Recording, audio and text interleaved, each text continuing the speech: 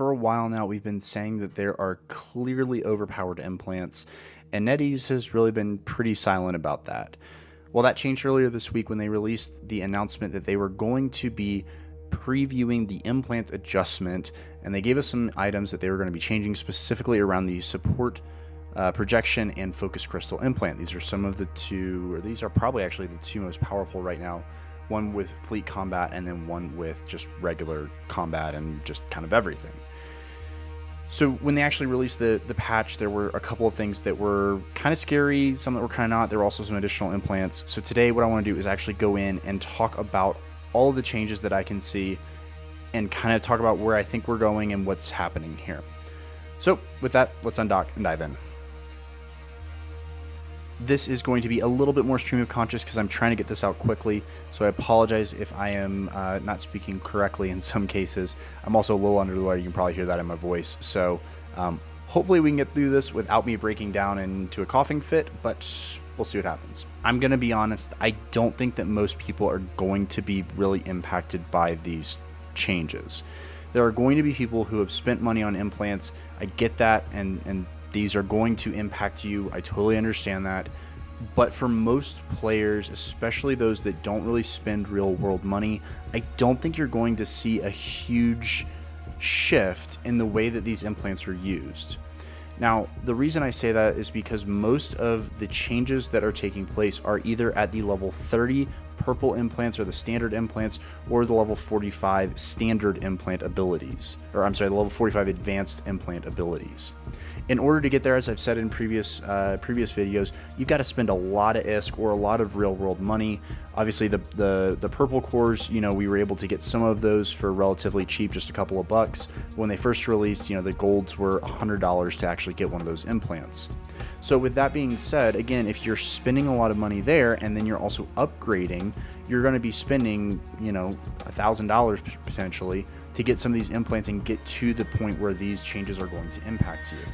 Now, what I did to try to do this analysis is I actually went through last night before maintenance and I took screenshots of probably 30 to 50 different abilities across all of the implants that were mentioned and some that weren't, and tried to kind of see what was actually going to be there. Now, by and large, it seems like there really wasn't any ninja changes. What's in the patch notes is pretty spot on.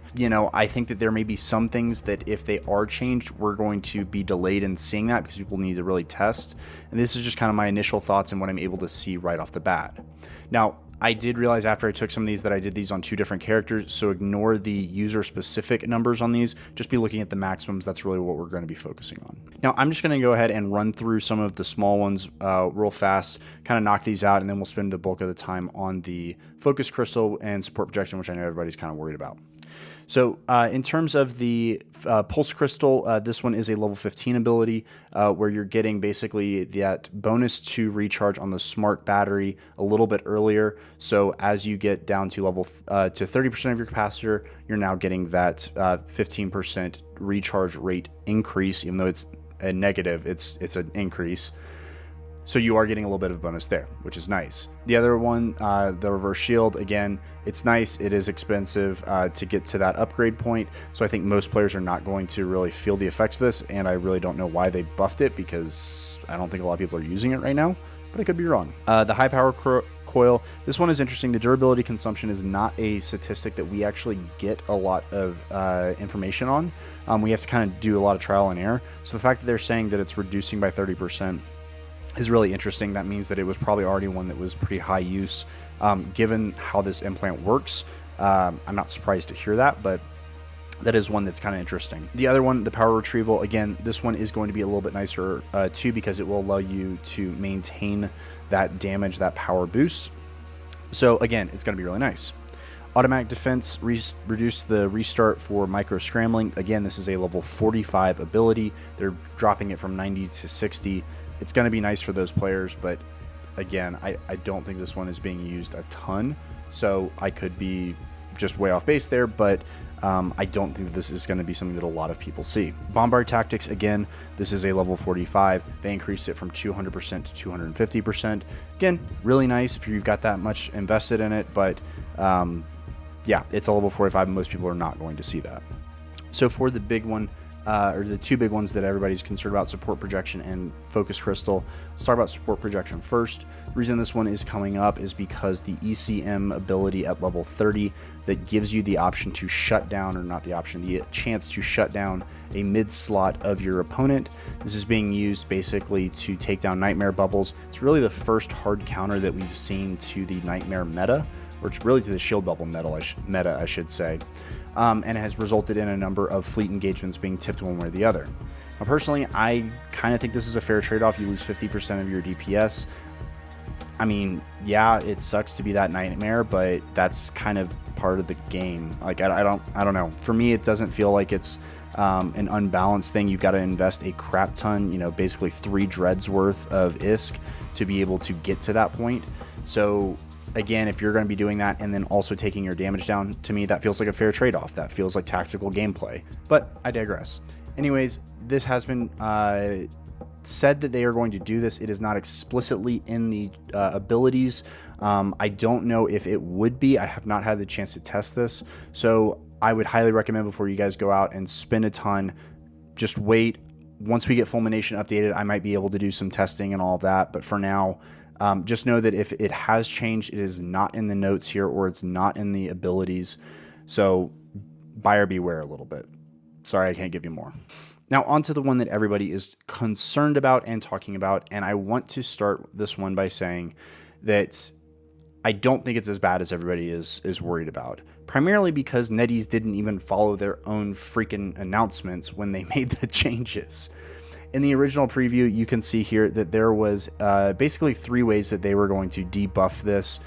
Basically by making it a slower charge up in the first place, by reducing the ability for your charge up speed as a secondary ability or a third ability, and then also the cap on the damage. They were going to move it down from 100 total stacks to 90 total stacks. They also had this weird thing about remote shield activation. I confirmed with the devs before this, but I didn't want to launch anything, or I didn't want to say anything on this until we actually got our hands on the actual change. It is a shield booster, not a shield remote rep, or whatever they're calling it. So just be aware of that. It does replace the passive boost that you got, so you are seeing just the shield booster activation time, not a passive increase anymore. Now, in terms of the stacks, the reason this was going to be so impactful is that you were going from 2 stacks to 1 stack. So you were only going to be charging this up, and you were literally going to double the time that it would take you to charge this thing up. They didn't do that. It looks like, based on the screenshots, that is still 2 stacks per shot. The extra charge, or the accelerated charge, is still 3 stacks per shot. But they did reduce the total that you are seeing, the total stacks that you have available. Now, on the total stacks, they actually moved it all the way down from 100 down to 80. So again, they didn't even stay within the 90 that they had originally said. But you are going to still be able to do quite a bit of damage with this. Now, the interesting thing on this is that for most people, again, if you're not at level 30, if you just got the basic implant because you got carried or you were able to complete the DR4, then this is not going to impact you. It doesn't change anything. I might say that, rather than having the armor as the extender, I'd rather get the shield boost activation time. That's a debate that you can probably have, but overall, I mean, nothing really changes. So I wouldn't be as concerned with this. I know that there are a lot of people who are concerned. They've invested a lot into this implant. It's not that bad, guys. I think that you're going to be okay unless Netease changes something else, or if there's another change inside of this. But based off of what I'm seeing and based off just looking at the pre and post patch stuff, I think we're going to be okay. For those that have invested and have gotten to the level 30, it is a little bit unfortunate. I still would take probably the extra stacks because you can get that much higher, and you'll be able to go from there. So that's kind of my thought. I did look at the automated defense and the sniping implant because both of those were mentioned in the previous announcement. Neither one of them appeared to have been changed at all beyond what's listed here and what I kind of talked about with the automated defense. So I don't think there's really going to be anything there. Barrage was the same way. It doesn't look like there's been any change, but that's kind of where we're at. I do expect Netease to continue to tweak these. I know they say that like April is when they balance everything. Clearly that's not the case since it's still February, but I would be just keeping an eye out on this. I would probably be a little bit more conservative with where you're spending your compilers and what implants you're getting if you're going to be spending real money, just because they are probably going to be doing a fair amount of balancing in the next couple of months. So I might dial that back a little bit. Again, at this point, I think it's still worth going to Focus Crystal 25 at least if you can, but I'd probably hold off on anything past that just until we have a little bit better idea of where this is all going to finally shake out. But let me know down in the comments below what you guys think. And as always, if you have additional questions or anything like that, feel free to drop a note or ping me in Discord. I'm happy to help however I can. With that being said, guys, have a great rest of your week. And until next time, remember, kill marks last forever and fly safe.